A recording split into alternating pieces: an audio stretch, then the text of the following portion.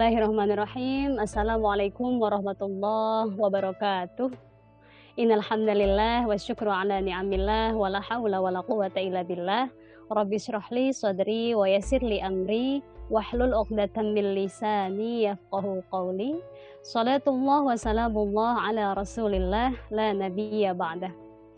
Alhamdulillah, apa kabar semua sahabat solih dan solihah? Insyaallah dalam keadaan sehat walafiat ya, lahir dan batin, amin. Nah, hari ini kita akan belajar sama-sama tentang bagaimana Al-Quran memberikan resep jitu dan manjur ya untuk menghilangkan perasaan-perasaan yang pasti sering hinggap pada diri kita, yaitu perasaan galau. Nah, siapa di sini yang pernah merasakan perasaan galau? Pasti kita semua pernah mengalaminya ya sahabat.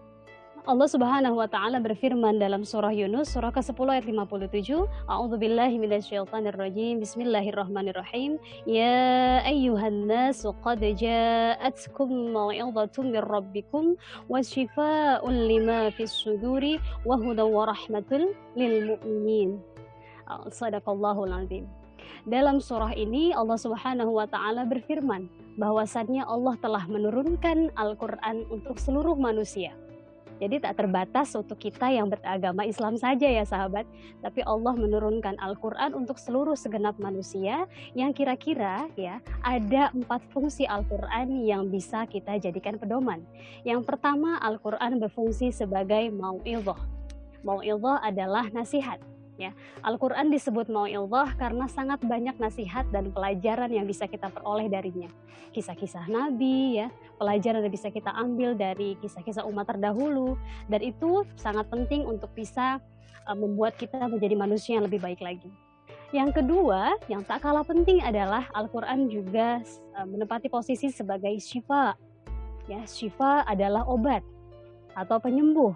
Ya, dengan demikian syifa'ul lima fis sudur, ya, Al-Qur'an memberikan spesifiknya adalah obat atau penyembuh dari segala macam penyakit yang ada di dalam dada.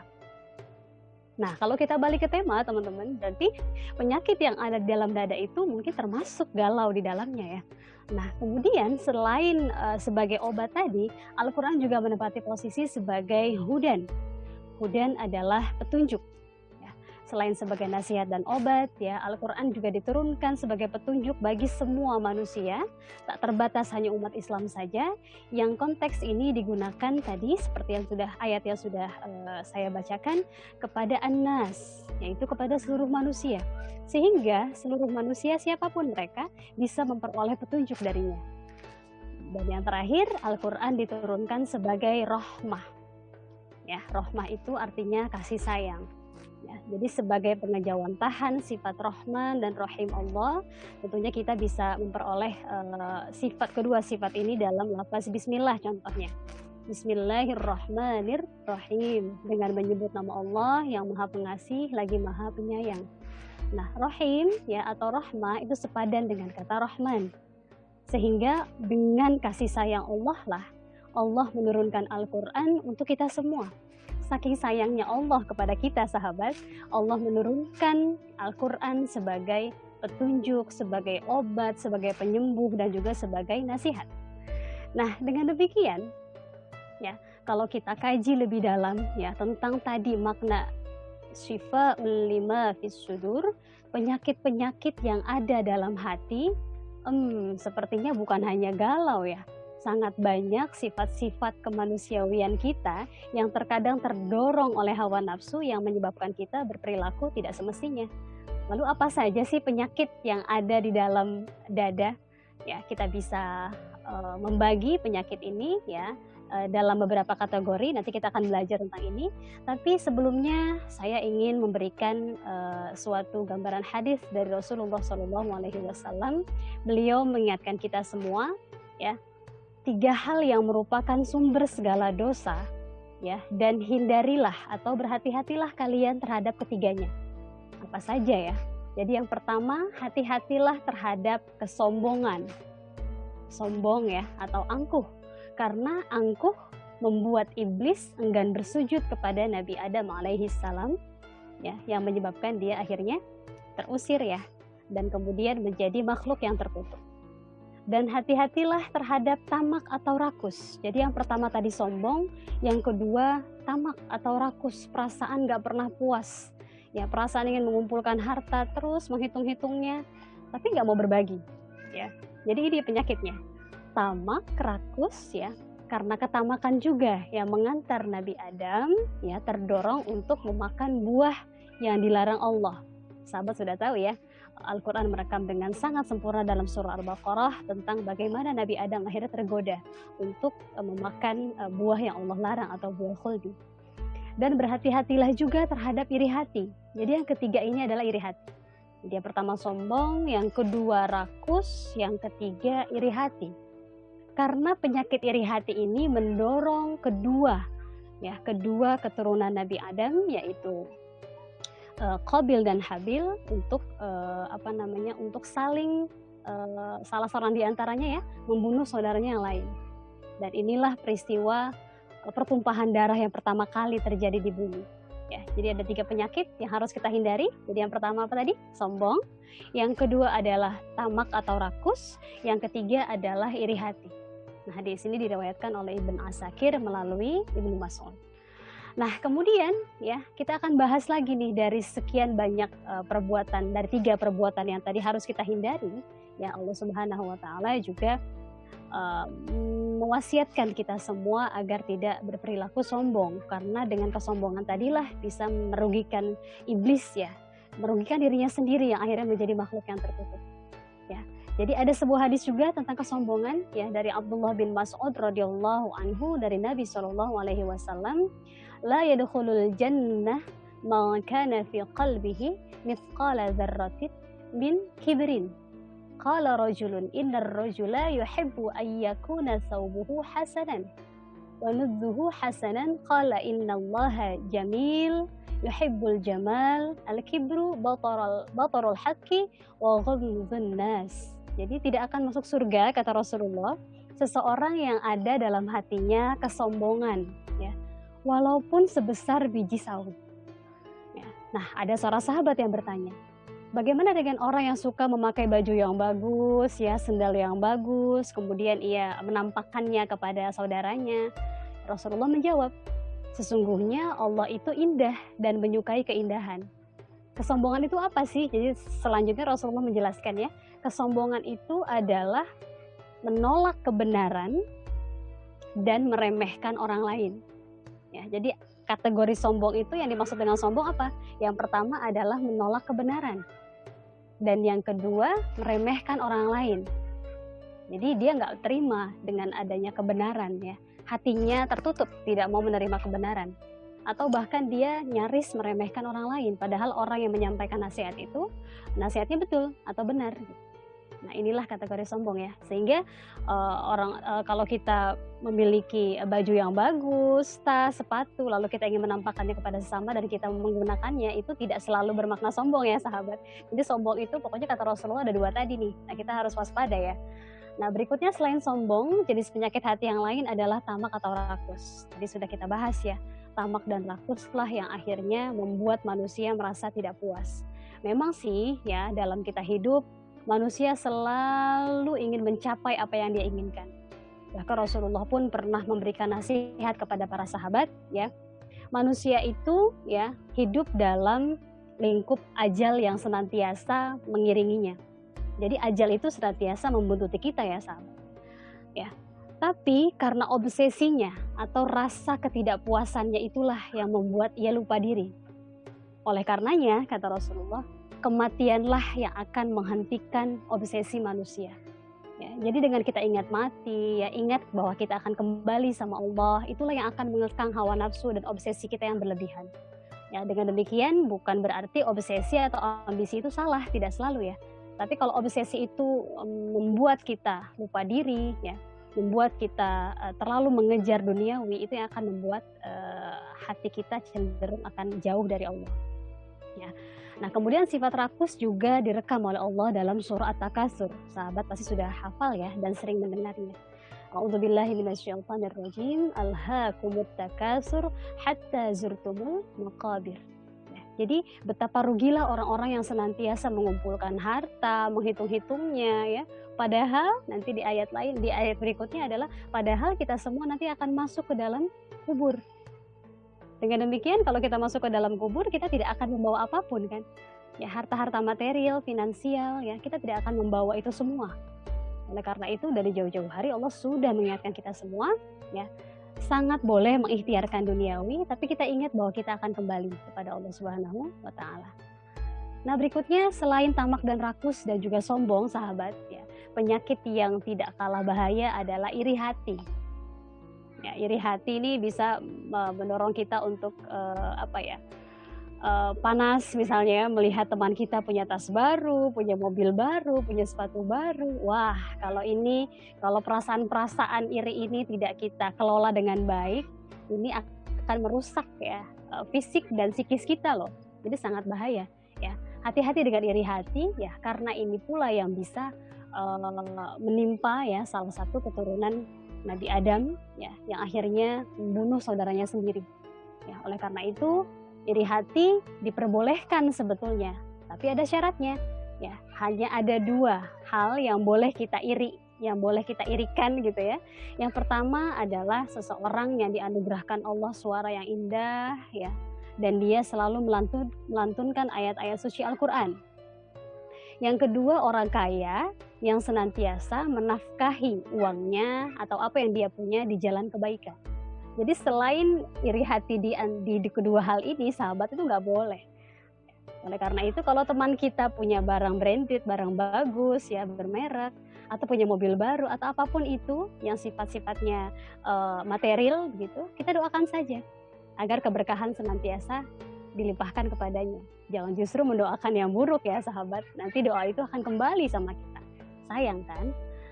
Lah, kemudian berikutnya adalah dengki atau hasad. Nah, ini juga bahaya nih ya, dengki atau hasad ya. Beberapa psikolog menyebutkan itu adalah penyakit jiwa ya, penyakit rohani yang bernama iri dan dengki. Jadi kalau menurut hadis riwayat Abu Dawud ya, Rasulullah SAW bersabda, jauhkanlah sifat iri dan dengki karena sesungguhnya dengki itu bisa merusak amal kebaikan, seperti halnya api yang memakan kayu. Ya, kalau api memakan kayu, lama-kelamaan kayunya habis ya. Begitu pula dengan kebaikan kita. Kalau kita senantiasa mengisi hati kita dengan iri dan dengki, lama-kelamaan kebaikan kita juga akan rontok, habis. Ya. Nah, semoga tidak ya. Nah, kemudian berikutnya adalah perasaan benci. Benci kepada orang lain ya, benci ketika orang lain memperoleh keberhasilan atau kesuksesan. Nah, ini juga bisa merusak atau menghadirkan perasaan-perasaan gelisah dalam hati kita. Ya, oleh karenanya perasaan benci itu sangat-sangat tidak dianjurkan oleh Rasulullah SAW juga oleh Al-Quran. Ya, karena dengan sifat benci inilah yang mendorong kita untuk menutup atau tidak membuat kita bisa melakukan kebaikan kepada orang lain. Ya, padahal kita harus tahu dulu dengan alasan apa kita membenci orang lain. Ya. Dengan alasan apa yang bisa membuat kita untuk lebih jelas kenapa kita harus membenci sesama. Ya, kalau misalnya kita benci oleh perilakunya misalnya, kita bisa memberikan nasihat ya kepada teman atau sesama, kenapa dia terlalu membenci saya ya, agar kita bisa introspeksi diri. Jangan justru ketika kita tahu ada orang membenci kita, kita justru membencinya balik ya. Nah, itu sangat-sangat tidak dianjurkan. Nah, berikutnya yang juga berbahaya adalah prasangka. Ya, prasangka buruk atau yang lebih kita kenal dengan suudzon ya. Ih, kamu suudzon banget sih sama saya misalnya. Nah, itu suudzon itu sebetulnya bahasa Arab ya. Su adalah buruk, zon sangkaan. Berarti memberikan prasangka buruk kepada orang lain ya. Nah, di sini juga prasangka ya, prasangka juga ditegaskan nih dalam salah satu surah, yaitu surah Al-Hujurat ya. Di penghujung akhir surah Al-Hujurat ya, Allah mengingatkan bahwa hati-hatilah kita dengan prasangka ya. Karena kenapa? Inna ba'dadh-dhon ismun. Sebagian prasangka itu adalah dosa. Kenapa ya? Karena dengan prasangka itulah bisa timbul-timbul perasaan-perasaan yang lain, atau bisa timbul yang namanya fitnah. Jadi kalau kita tidak mau tabayun dengan adanya prasangka tersebut, ya, nanti akhirnya menjadi perasaan yang sebetulnya tidak harus ada dalam diri kita. Ya, padahal Al-Quran juga memberikan semacam pengingat ya, bahwa orang yang senantiasa memberikan prasangka kepada saudaranya, ya, itu sangat merugikan dirinya bagaikan dia memakan daging saudaranya sendiri. Nah, itu juga sangat berbahaya ya sahabat ya. Nah, selain 6 sifat penyakit hati yang tadi yang sudah kita pelajari sama-sama, ya, ada juga 3 sifat yang jauh lebih berbahaya lagi. Dan ini juga disebutkan dalam ayat Al-Quran. Yang pertama adalah sifat tabzir. Ya, mungkin sahabat sering dengar mubazir ya. Nah, mubazir itu ya sebetulnya sama dengan tabzir. Nanti kita akan sama-sama akan melihat apa sih bedanya tabzir dengan israf. Nah, karena Al-Quran menggunakan dua kata ini. Ya, ada tabzir, ada israf. Ya, mubazir adalah pelakunya. Ya, musrif adalah pelakunya. Jadi tabzir, israf, yang ketiga adalah tadi perasaan galau. Kita balik lagi ke tema awal ya. Jadi bagaimana resep Al-Quran mengatasi perasaan galau. Galau itu lahir kan dari segenap penyakit-penyakit hati yang ada dalam diri kita, yang akhirnya mengejawantah nih, ya, termanifest, terlihat dari perasaan gelisah tadi. Ya, jadi di surah Al-Isra ayat 26-27 Allah Subhanahu wa taala berfirman, ya, berikanlah kerabat dekat, orang miskin dan ibnu sabil hak mereka. Dan jangan sekali-sekali kalian bersikap tabzir. Sesungguhnya orang yang suka bersikap tabzir adalah teman setan. Innal mubazzirina kanu ikhwanas syayatin. Jadi orang yang suka berbuat boros, orang yang suka menghambur-hamburkan atau merusak hartanya, ya, mereka termasuk kawan setan. Ya. Tabzir itu sikap dan perbuatan, ya, sedangkan pelakunya disebut mubazir. Dengan demikian membelanjakan harta di luar kebutuhan yang dibenarkan, ini merupakan pendapat Ibnu Mas'ud dan Ibnu Abbas ya. Jadi membelanjakan harta di luar kebutuhan kita, itu artinya tabzir. Ya. Gaji kita sekian, misalnya 10 juta, oh kita masih bisa nih beli sesuatu yang di luar batas yang sebenarnya kita nggak butuh-butuh banget. Nah, itu termasuk tabzir. Ya. Waspada ya. Nah, kemudian al-mubazir ya, artinya orang yang berlebih-lebihan dalam membelanjakan harta. Dan asal makna dari kata ini menunjukkan pada sikap perusakan terhadap harta dan pemecah belah terhadap harta yang dimiliki manusia. Ini dalam Maqayis Al-Lughah ya, jilid 1 halaman 216. Sehingga perilaku tabzir itu cenderung merusak harta. Kenapa disebut merusak? Karena dengan perilaku kita membelanjakan harta dengan tanpa kita butuhkan, ya, nanti akan ada ketidakseimbangan ya, ketidakseimbangan harta yang kita miliki atau finansial. Akhirnya jadi gemar berhutang ya. Padahal kalau memenuhi kebutuhan saja sebetulnya gaji atau pendapatan kita cukup. Tapi karena kita memaksakan diri membeli apa yang tidak kita butuhkan, memaksakan diri untuk membelanjakan apa yang sebetulnya kita nggak butuh-butuh banget ya, akhirnya jadi terlilit hutang ya, atau terlilit rentenir, naudzubillah ya. Nah, inilah yang disebut dengan merusak harta tadi. Nah, kemudian israf ya, al-israf adalah lebih dari tujuan ya, atau artinya buru-buru atau bersegera mengeluarkan harta tanpa ada tujuannya. Jadi sebetulnya agak mirip-mirip ya sama tabzir ya. Tapi kalau israf itu menunjukkan sikap melebihi batas dan tidak hati-hati dalam melakukan sesuatu. Ya, jadi kalau tabzir lebih ke harta, kalau israf ini lebih umum maknanya sahabat.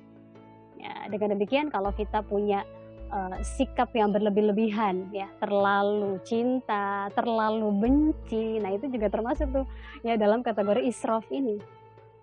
Sehingga perasaan israf dan sikap tabzir ya bisa menyebabkan juga penyakit hati yang baru yang akhirnya mendatangkan manusia pada perasaan galau tadi ya, perasaan gelisah ya. Galau atau gelisah ini sering pula melanda sebetulnya bukan hanya remaja ya. Mungkin kalau kita melihat Kamus Besar Bahasa Indonesia, apa sih makna galau ya, Karena memang ini sebetulnya tadinya bahasa keseharian anak remaja zaman now ya, tapi ternyata sudah dibakukan dalam Kamus Besar Bahasa Indonesia. Jadi galau itu adalah perasaan, tidak puas ya, perasaan overthinking ya, atau perasaan yang terlalu berlebihan memikirkan sesuatu, ya, atau juga, eee, terlalu takut menghadapi takdir Allah, ya, dan berlebihan terhadap memikirkan nasib, ya. Bagaimana ya besok saya makan apa ya? Terus saya nggak punya uang nih, aduh gimana ya kalau besok tiba-tiba, saya meninggal dunia misalnya, atau perasaan-perasaan yang mendatangkan kegelisahan dalam diri kita, itu juga disebut galau, ya. Nah, oleh karena itu ya, kita sudah, tiba di penghujung, tema kita siang hari ini, sehingga kalau kita belajar dari awal tadi ya, jenis-jenis penyakit hati ya, bagaimana kita, mengendalikan diri dari sifat-sifat itu ya, sehingga sebetulnya Al-Quran sudah, berperan untuk menjadi obat, ya, dalam menghalau, dalam, menghindari penyakit-penyakit hati tadi. Tinggal bagaimana kita, memposisikan Al-Quran sesuai dengan tempatnya dan porsinya, ya. Sehingga yang pertama, dan ini mungkin bisa jadi tips ya, baik bagi saya pribadi maupun sahabat semua yang ada di rumah, ya, bagaimana sih kita mengobati penyakit-penyakit hati, ya, 9 penyakit tadi termasuk mungkin ada penyakit-penyakit hati lainnya ya. Jadi yang pertama, kita harus belajar untuk memahami dengan benar tauhid atau pengesaan kepada Allah. Ya, kita harus betul-betul meyakini bahwa Allah Subhanahu wa taala ada di atas segala-galanya. Ya, bukan karena harta kita, bukan karena jabatan yang kita punya, bukan karena materi yang kita miliki, ya. Kita harus berpikir bahwa Allah Subhanahu wa taala ada di atas segala-galanya. Oleh karena itu, sering sekali kita ucapkan ya, la ilaha illallah Muhammadur Rasulullah. Tiada Tuhan selain Allah, tiada ilah. Ya, sehingga ketika kita mengucapkan tiada Tuhan selain Allah, berarti kita tidak boleh menuhankan hal-hal lain selain Allah. Baik kecantikan, harta, tahta, ya, atau apapun yang kita punya, atau sifat-sifat materi yang kita punya. Ya, yang kedua, ya, yang mungkin bisa menjadi tips kita sama-sama untuk menghindari penyakit hati, kita juga harus belajar berbagi kepada orang lain. Ya, kita punya harta banyak, ya, gaji kita lebih dari cukup, belajarlah buat berbagi kepada sesama. Karena barangkali dengan berbagi itu bisa menghadirkan kebahagiaan yang mungkin kita rasakan hanya dari berbagi. Ya, bahkan ya, ini temuan ilmiah nih sahabat, dengan kita berbagi itu bisa menghadirkan perasaan bahagia. Ya, dengan kita merasa bahagia, insya Allah kita lebih terlihat awet muda ya, kita happy terus ya, dan insya Allah kita juga sehat secara jiwa. Amin ya. Nah, yang ketiga, bagaimana kita mengobati penyakit hati, kita bisa ingat lagi. Ya, merenungi kembali bahwa segala sesuatu itu berasal dari dan akan kembali sama Allah. Nah, oleh karena itu Allah Subhanahu wa taala mengingatkan kita juga ya. Kita harus senantiasa mengucapkan lafaz istirja ketika kita kehilangan. Innalillahi wa inna ilaihi raji'un. Sesungguhnya kita adalah atau kami milik Allah dan kami akan roji'. Kita semua akan pulang kepada Allah. Jadi kalau kita mulai merasa, aduh hati kita kayak kotor nih ngelihat teman kita punya sesuatu yang baru. Nah, ingat lagi, apa yang dia miliki adalah dari Allah dan akan kembali sama Allah. Jadi sebetulnya tidak ada yang perlu kita terlalu khawatirkan ya. Karena apa yang teman kita punya itu juga dari Allah. Seizin Allah dia punya. Seizin Allah juga nantinya Allah yang akan mengambilnya ya. Atau mungkin memberikannya juga kepada kita. Jadi nggak perlu terlalu khawatir ya. Baik, yang keempat adalah resep keempat, kita belajar melihat ke dalam diri. Introspeksi diri, refleksi diri, muhasabah ya. Pahami kekurangan diri sendiri agar tidak mudah membenci dan menghujat sesama. Nah, ini penting ya, pahami kekurangan diri. Ketika orang lain melakukan kesalahan, melakukan sesuatu yang kita anggap dosa atau sesuatu yang fatal, ya kita harus ingat lagi bahwa kita pun mungkin berpotensi melakukan kesalahan yang sama. Jadi nggak buru-buru menjustifikasi orang lain ya sahabat. Ketika dia punya dosa, lalu kita men-sharingnya ke medsos ya, jangan. Lebih baik kita nasihati ya secara empat mata, nasihati secara langsung. Ya. Nah kemudian yang kelima ya, ini yang tak kalah pentingnya adalah kita perlu ya menerapi diri kita dengan zikir. Ya, dan mengingat kembali bahwa kita boleh iri hanya pada dua hal tadi yang sudah kita bahas ya. Orang yang senantiasa membaca Al-Quran dan orang kaya yang gemar memberi atau dermawan. Bahkan Allah menjamin orang-orang yang senantiasa ingat kepada Allah, maka hatinya senantiasa tentram, tenang, ya, nggak galau terus, nggak gelisah terus, ya. Ala bidzikrillahi tatmainnul qulub. Ya. Dan zikir kepada Allah dan berusaha untuk mengingat Allah sepanjang waktu bisa membuat hati kita lebih tentram. Sehingga kita enjoy aja ya kalau ada sesuatu yang terjadi sama diri kita atau kita kehilangan orang kita sayang, kehilangan benda yang kita suka, kita enjoy aja, slow aja karena kita tahu bahwa Allah lah yang maha menganugerahkan kita sesuatu dan Allah pula yang akan mengambilnya. Ya, baik sahabat, semoga tips-tips ini ya dalam mengobati penyakit hati juga bisa kita terapkan sama-sama di kehidupan nyata dan juga semoga ya apa yang kita pelajari hari ini bisa bermanfaat ya. Alhamdulillah, wassalamualaikum warahmatullahi wabarakatuh.